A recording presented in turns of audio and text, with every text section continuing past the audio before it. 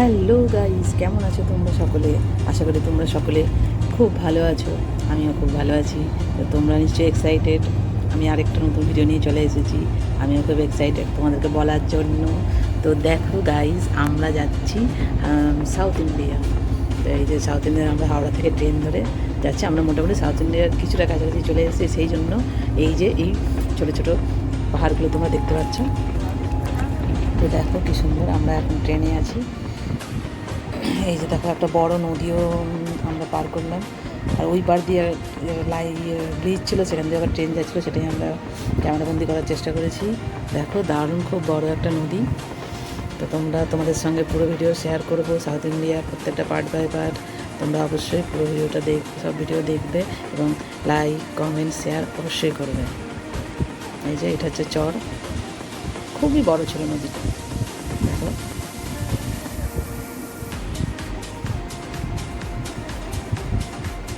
খুব সুন্দর নদী, অনেক বড়। এরকম অনেক অনেক নদী সাউথ ইন্ডিয়াতে আছে, অনেক বড় বড় নদী আর সমুদ্র একসাথে মিলেছে এরকম।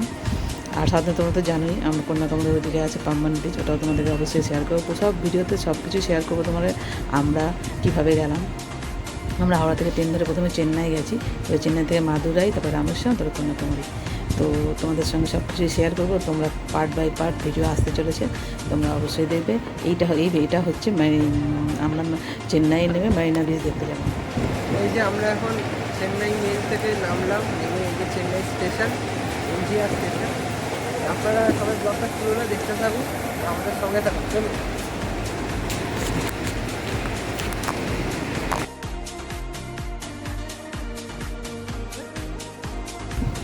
তো গাইজ, আমরা চেন্নাইতে নেমে একটুখানি ফ্রেশ হয়ে তারপরে আমরা বাসে উঠে পড়েছিলাম মেরিনা বিচ যাওয়ার জন্য। তো আমরা দেখো এটা ছিল এসি বাস, খুব সুন্দর। ওখানে একটা জিনিস খুব ভালো, যে ওখানে বাসে মেয়েদের টিকিট ফ্রি ছিল। তো আমরা সবাই মিলে বাসে উঠে পড়েছিলাম। দেখো এটা হচ্ছে যে ওখানকার হাইকোর্ট বলছিল। এই যে আমরা পুরো দেখতে দেখতে যাচ্ছিলাম। এই যে দেখো কী সুন্দর রাস্তাঘাটগুলো ওখানকার, খুব সুন্দর একদম পুরো। আর সিগন্যালিং ব্যবস্থাও ওখানে খুব সুন্দর। দেখো এত ভালো লাগছিলো চারিপাশটা দেখতে, তাই আমি ভাবলাম যে তোমাদের সঙ্গে শেয়ার করি। খুব সুন্দর, দেখো রাস্তাগুলো এত সুন্দর লাগছিলো, খুব ভালো। আর বাসে খুব একটা ভিড় ছিল না।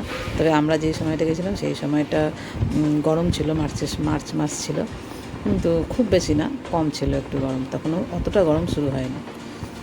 এই যে আমি আর বোন বসেছিলাম পাশাপাশি। এই দেখো গাছপালাও বেশ খুব সুন্দর দেখা যাচ্ছে, রাস্তাঘাট খুবই সুন্দর।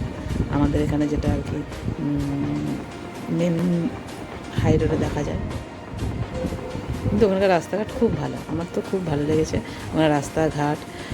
খুব বেশি ঘিঞ্জি ছিল না, সিগন্যালিং ব্যবস্থা খুব সুন্দর ছিল, কোথাও কোনো জ্যাম নেই।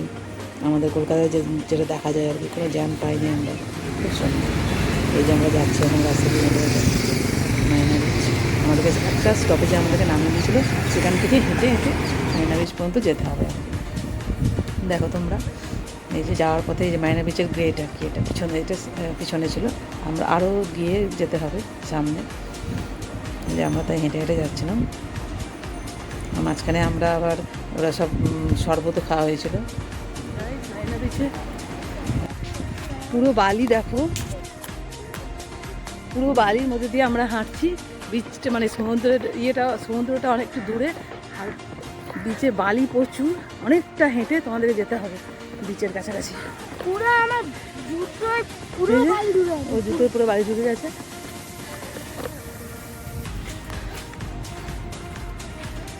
এবার কোন দিকে চলে গেল, ওই যে পুরো পুরি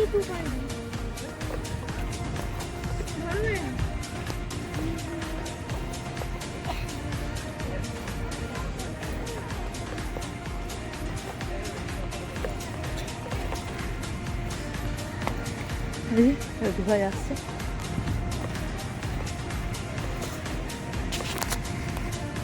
বিচে যেতে অনেকটা হেঁটে হেঁটে আসতে হবে, পুরো বালি। আমরা হেঁটে হেঁটে আসছি, যে ওরা চলে গেছে অনেক দূর। এখানে তোমরা অবশ্যই আসবে। বল কি বলছিস? পুরো বুড়ি চলে এলাম বুড়ি চলে এলাম নে বল, কি বলবো কি বলছিস?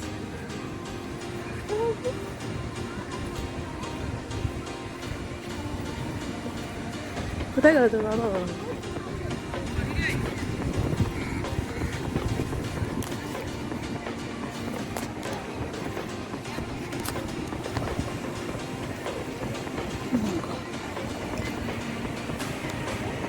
গাইস দেখো, ওই সূর্যটা উঠেছে। এই বীজটা সব থেকে বড়, অনেক বড় বীজ।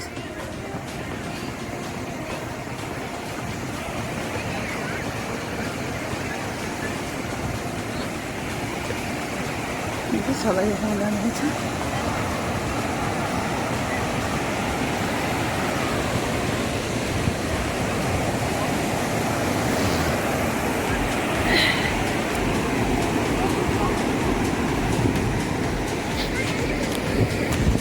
গাইস এটা হচ্ছে মারিনা বিচ, দেখো এই যে এটা হচ্ছে মারিনা বিচ। দারুণ, অনেকটা বালি পেরিয়ে তারপরে আমরা এই যে এরা সব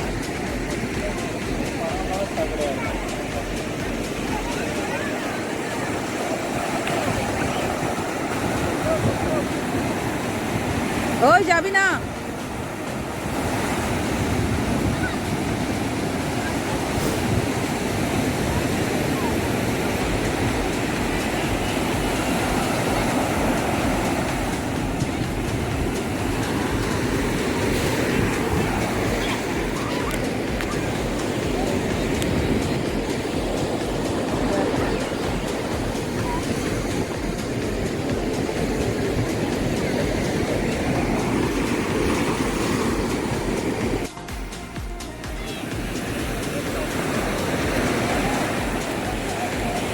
আমরা এখন যাচ্ছি।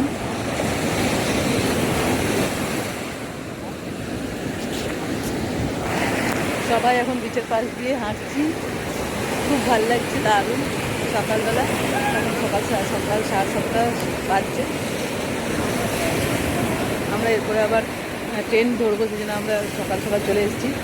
বিচটা একটু ঘুরে যাচ্ছি, তারপরে আমরা ট্রেন ধরে আবার মাদুরাই যাবো। তো তোমাদেরকে সব কিছু শেয়ার করবো।